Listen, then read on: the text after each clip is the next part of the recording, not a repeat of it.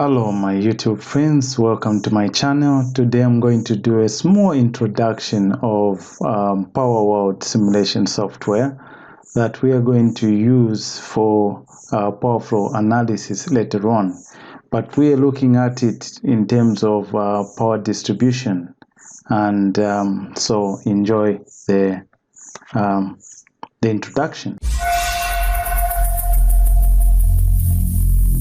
Every single day, I'm gonna make something great. That's my way. Right straight to PowerWorld. So this is PowerWorld simulator software, and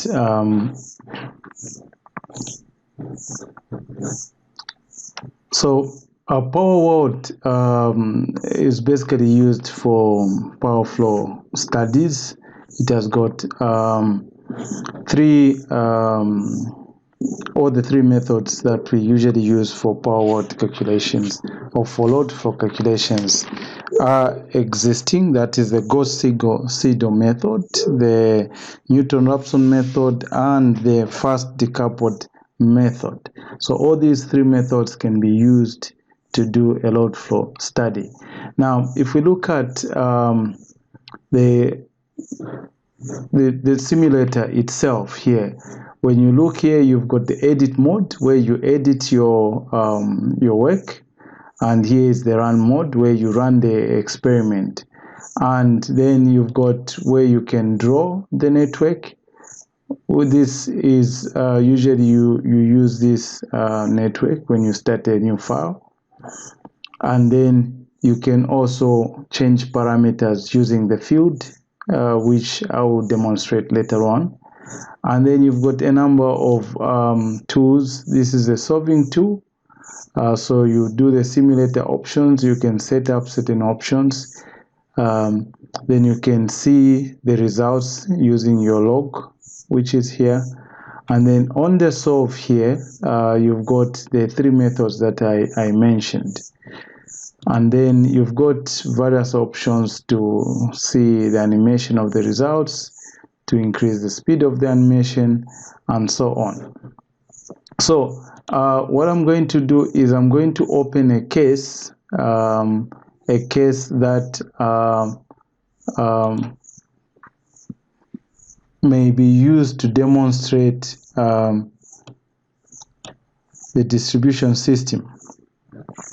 So here's a case where you've got two transformers connected to one bus per system, and then these two transformers are connected to another bus bar. So there's bus 2 and bus 3, and then from there you've got distributions that are going to commercial. So you've got residential, commercial, and industrial. So where you see IND, this simply means this is an industrial load, and where you see COM, like number 9 here, is a commercial load, and you've got commercial there, and then you've got residential distribution there.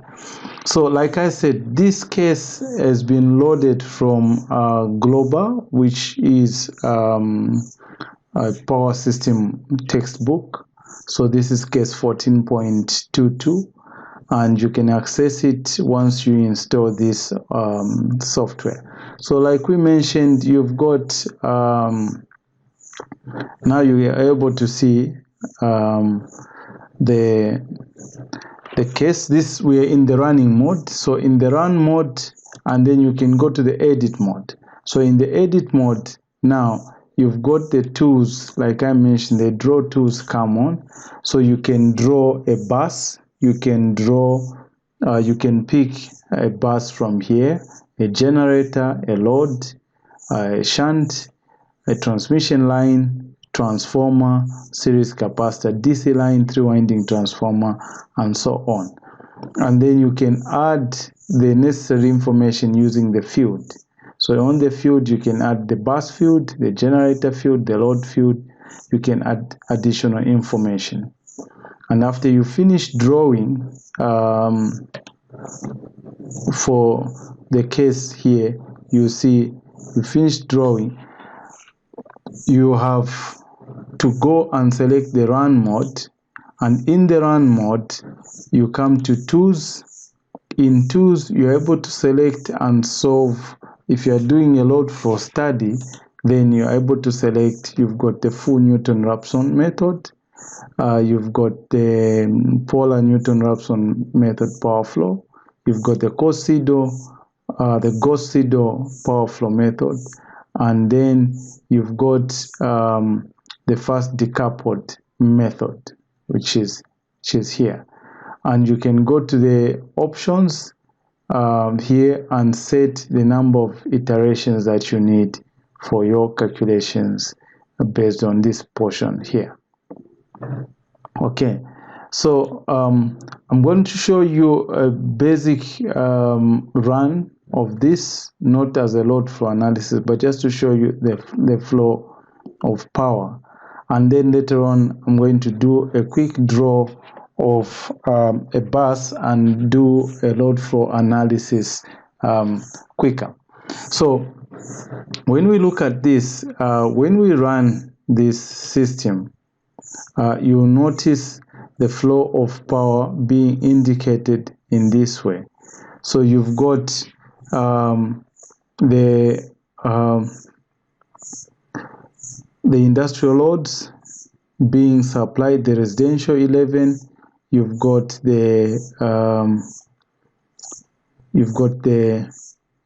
bus coupler here. You've got a connection which is coupling these buses, which bus bar 2 and bus bar 3 are connected through this bus.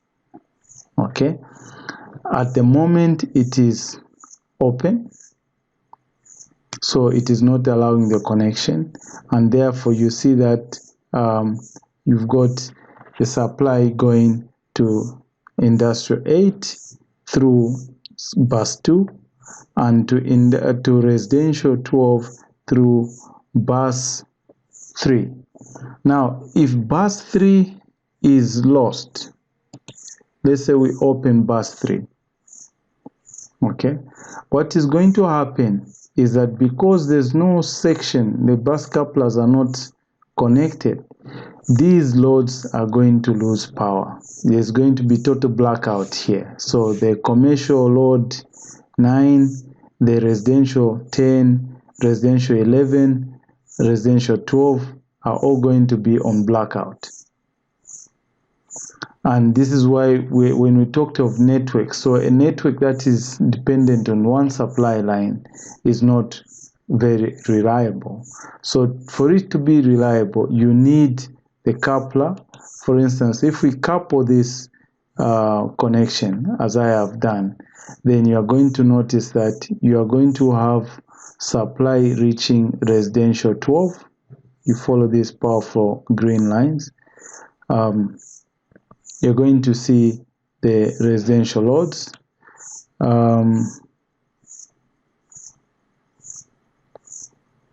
We could increase the speed of flow. Okay, let me just finish this explanation, then we'll come to that speed of flow. Okay, so because of this coupler here, which we have closed, we have allowed power supply to go to all these loads that are there, and they're not even affected even when this supply from bus 3 is lost. Okay, so I'll bring back supply here, and this remains closed still. So we can open this bus, but we can close the coupler, the bus coupler here. And what is going to happen is, if we lose this transformer or this line, for instance, so what you are going to have is you're going to have this transformer loaded to about 86%, because it's now supplying two buses, bus 2 and bus 3, and supplies these loads to these systems. So if this is closed, okay, if this is closed and this is eliminated, then you've got the transformer loaded at 86% and you've got the supply reaching the loads or the consumers. So this is what bus couplers do. They connect two buses. In case there's a failure, you can have power supplied until the restoration is done. Like in this case, we've restored this transformer back to normal operation and these loads are fully supplied. Okay, so this is an example of power distribution and why we talked of those interconnection systems which allow you to have couplers or to have interconnection of systems running together.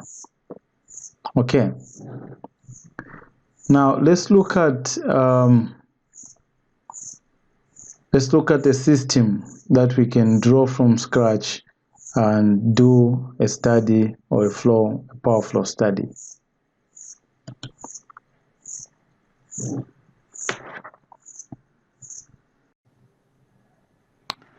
Okay, now let's look at a small example of power flow studies. So the question says a single line system of a 3-bus power system with generators at bus 1 and bus 2.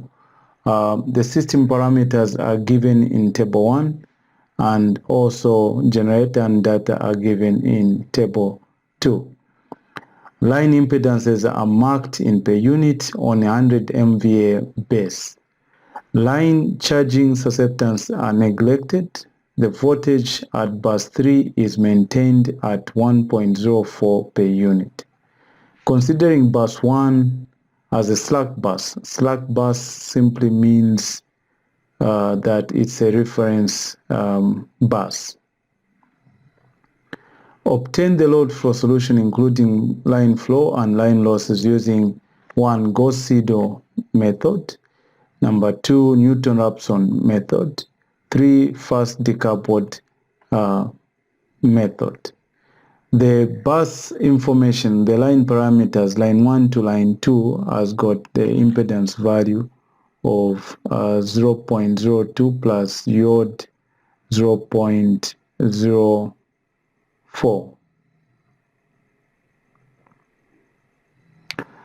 Then bus line 1 to 3 has the impedance 0.01 plus diode 0.03.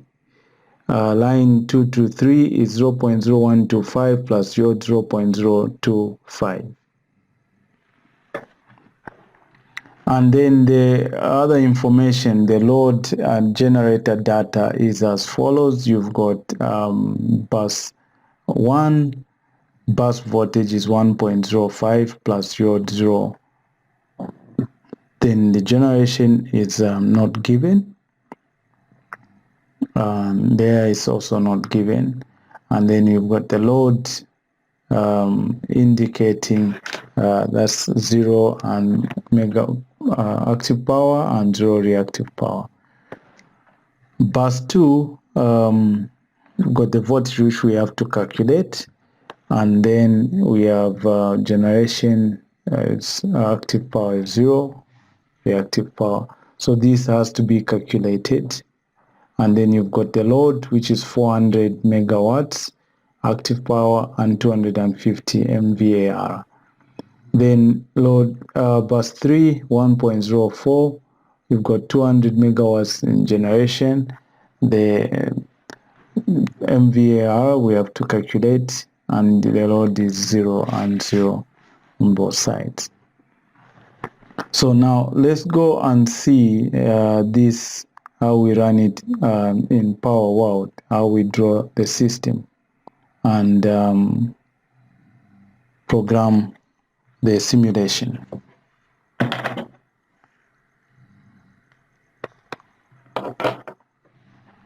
So we go straight to PowerWorld. Now in this case we have to run a new case, so we a new case, and then in that new case we've got a blank space which we're going to work with. So for us to start a new case, we have to get the bus, insert the bus, and then put the bus parameters. So we want it to be pointing downwards, right, so that it is vertical. Then we can rename it to bus 1 so that we follow it through correctly.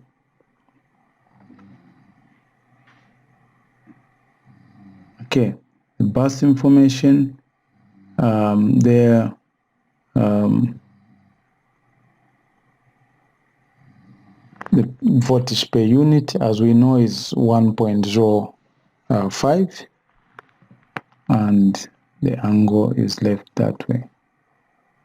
We save.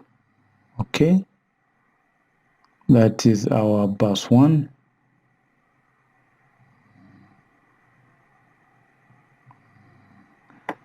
Then we go again and create another bus, which is now bus 2. So we create bus 2 the same way. We're going to have it point downwards, and then the parameters, we are going to leave it as it is. We are assuming 1 per unit as the voltage value. So we save. Okay.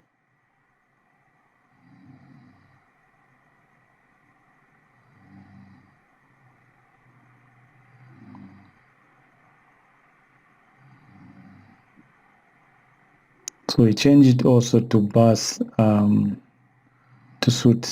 to be uniform as the other one. Okay, so we go on, and so we choose this bus 1 as the slack bus, which is the reference phasor, as we mentioned, the reference bus. Okay, now we go to bus 3. So we place the cursor there. It's going to point to the left, and then the details, so we rename it as bus 3 for uniformity, and then the bus information is as follows.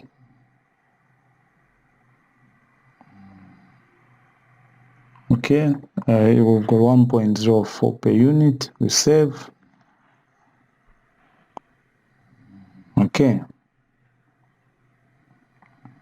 so we've got 3 buses.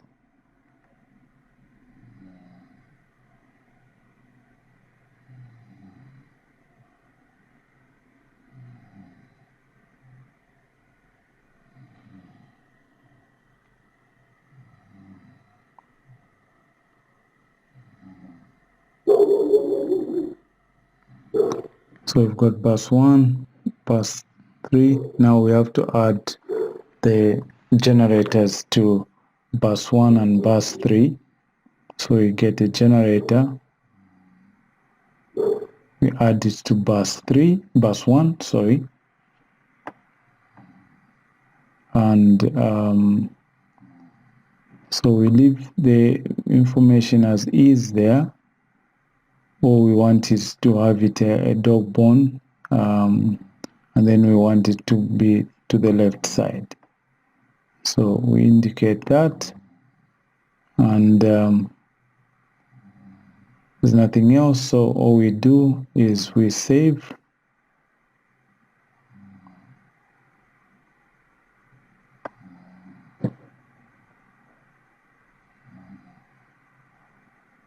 So let's save and see other parameters. So we leave it at 0,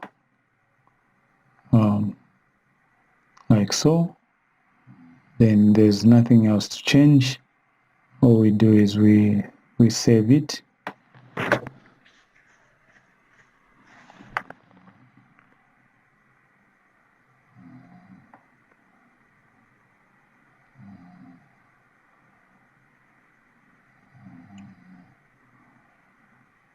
Save.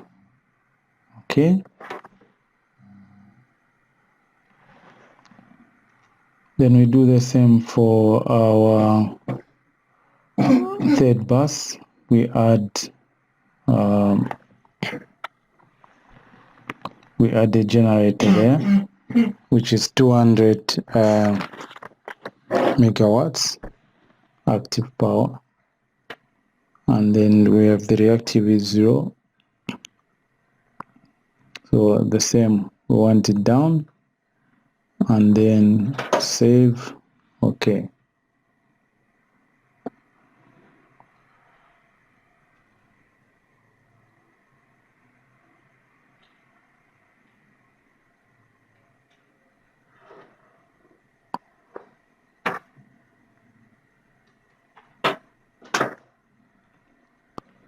Then we add the load to bus 2.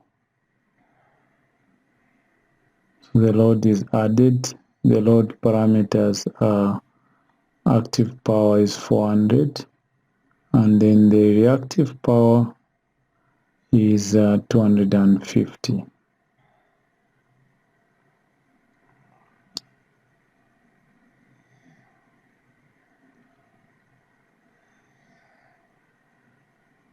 So the other information, I think that's all we changed. So we save. Okay, that's our load there with the parameters given. Then we have to add transmission lines. So from bus 1 to bus 2, we add the transmission line. We double click, and then we insert the parameters. So we have the parameters that were given in the table. So we've got the table, as you can see here. We've got the resistance, that is line 1 to 2, resistance and reactance. And this is the information we are going to feed per line. So if we come back to our system, our resistance here is 0.02 and the reactance is 0.04.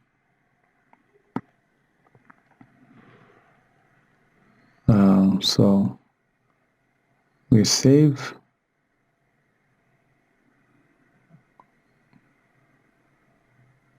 Save. Okay. Then we run another line from bus 2 to bus 3.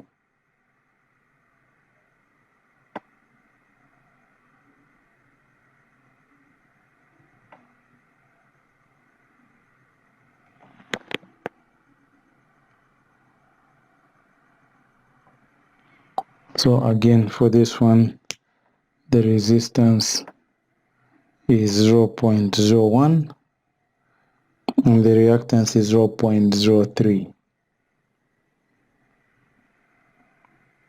We save.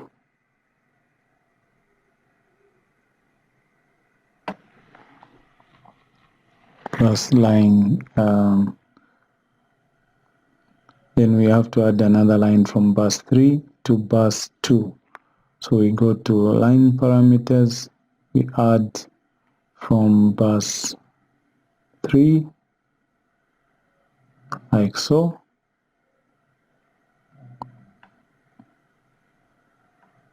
We add to bus 2 and the resistance is 0.0125. The reactance is 0.025. Okay.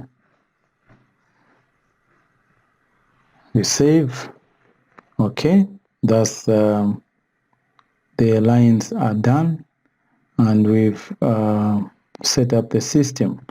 Now, for us to be able to do a load flow study, we have to insert to know the start sending voltage and the receiving voltage. And to be able to do that, we have to insert certain parameters in the lines set up using the field. We go to field, then we go to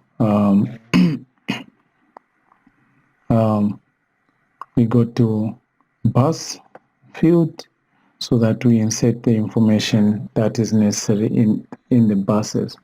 So in bus 1, we want the decimal places to go to 3, and then we want to know the voltage per unit, which we select there. And okay,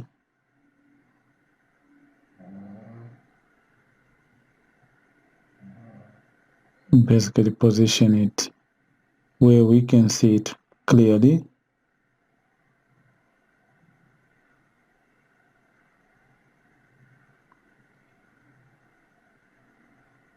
Again, we go to field, bus. Want to also select the angle, so that we are able to see the angle as well.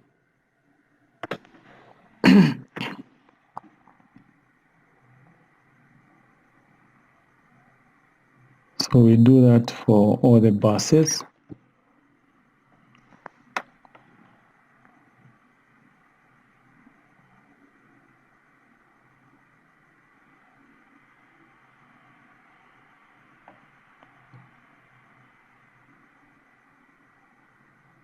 We put the angle there. Okay. We align it. Then we look at bus 2. So the same, looking at the voltage value per unit. And we also put the angle.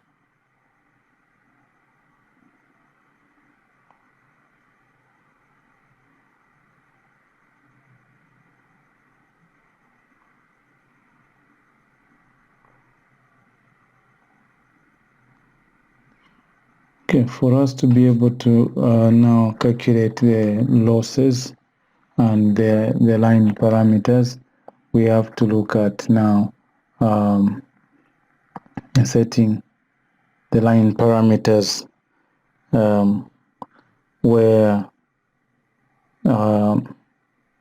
they're supposed to be, so that we can know what is required, calculate the sending voltage as well as the receiving voltage. So from here we put for the sending voltage, we need to know the sending power, so that is MVA, megawatt.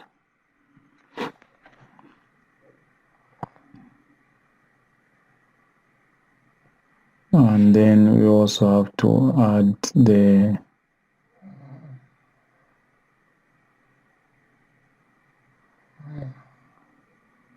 MVAR.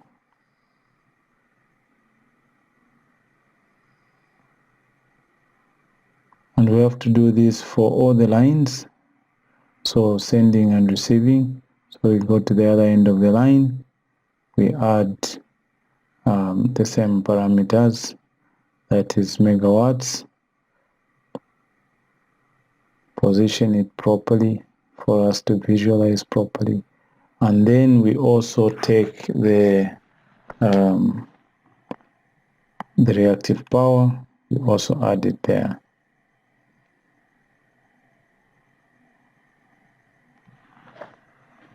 Okay, so we go again to the other line, which is bus 1 to bus 3. We do the same. We add the active power there for monitoring the sending active power.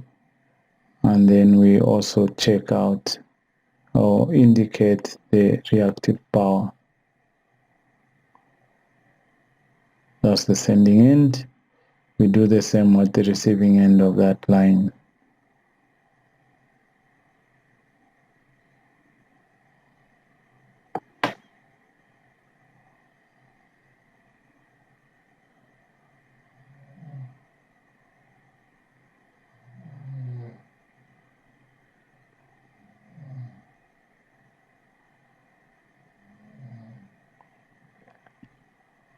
Okay, so we do the same for the line from bus 3 to bus 2.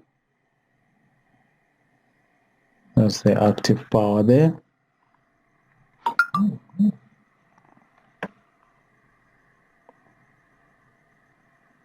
And then the reactive power.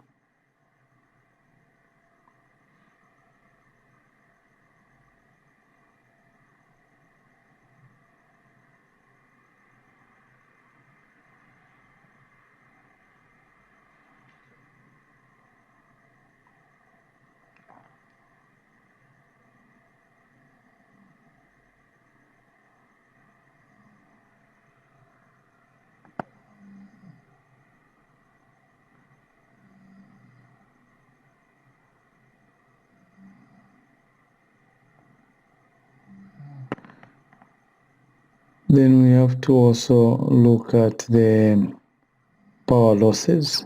So if you're doing a load flow study, you need to consider the power losses. So here we look at the active power losses.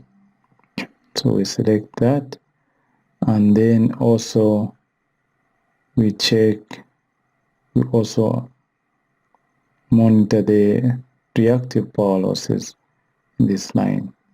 So we select the MVR,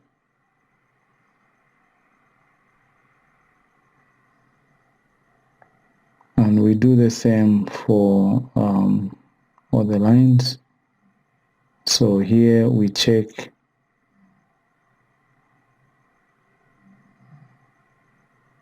so the active power, never mind this, something pops up, just say no. Okay, then we check the reactive power also in that line.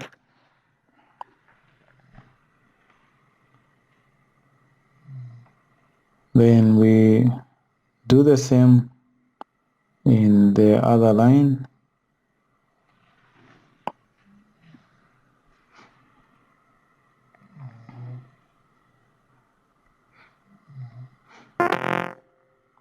Never mind that.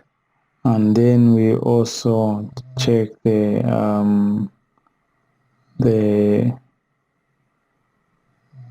reactive power losses in that line as well. Okay, so we are done, and then we also have to monitor the loadings of these lines in terms of percentage. So we indicate we want percentage, and then we can give it a maximum loading of 500, which is perfectly fine for this. And then we do the same for the other systems. So 500 there, show percentage, same 500 there, then here show percentage. Okay, we're basically done with this. Then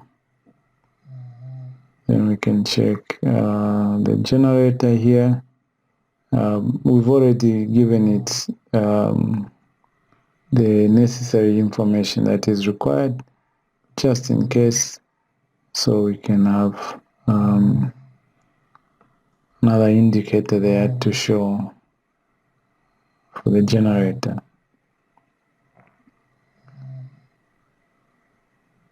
Now we want these values to show in at least 3 decimal places in case for us to be able to notice the exact results.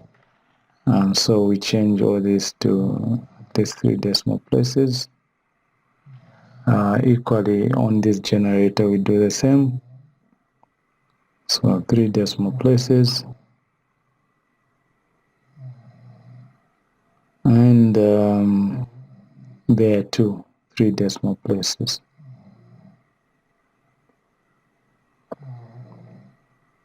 Okay, this is fine. For the load, we leave it as it is. Now, let's go and look at,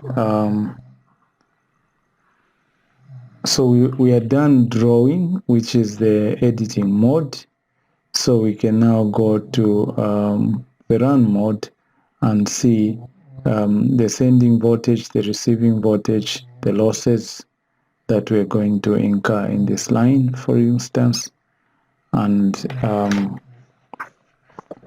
also we can do our calculation from there. So let's look at now how to run these calculations. We've been asked to look at the 3 methods of calculation. So we analyze the 3 methods of calculation. We go into the run mode, and in the run mode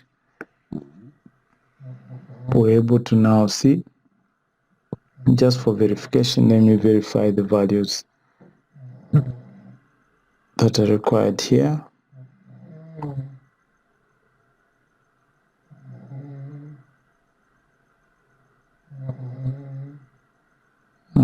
It's supposed to be 1.04 there. Let me just go back to edit mode.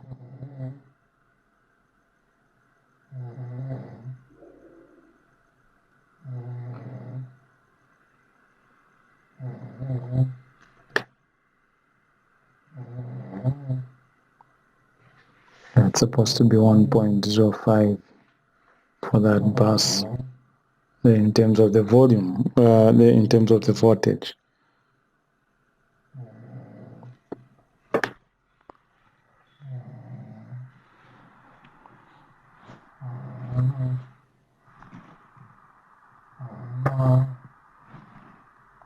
Okay, so we go to verify the values.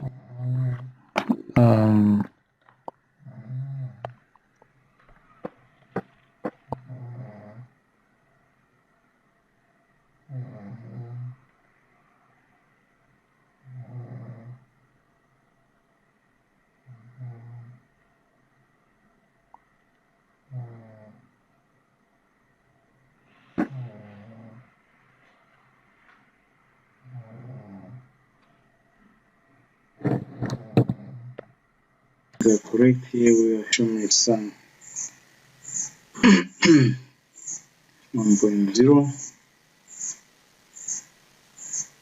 unit. Okay, so now we are set to go. We can go to the run mode.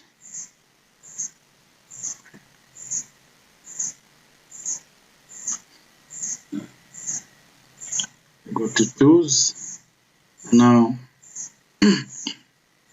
we want to solve, like the question said, you can start with the Gauss-Seidel method, which is this method. So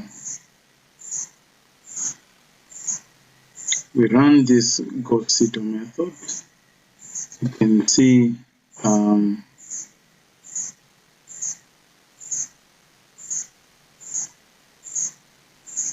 headings. You can see that these are the losses that you're experiencing in this line. So the sending end is 178.030 megawatts, while the receiving end is 169. So you've got a loss of 8.5 megawatts. Here you've got 42.4 megawatts, and you're receiving 42.216. So this is your loss in this line. And here you've got 242 megawatts being sent to bus 2, and you've got the receiving end of 230 watts. So this is the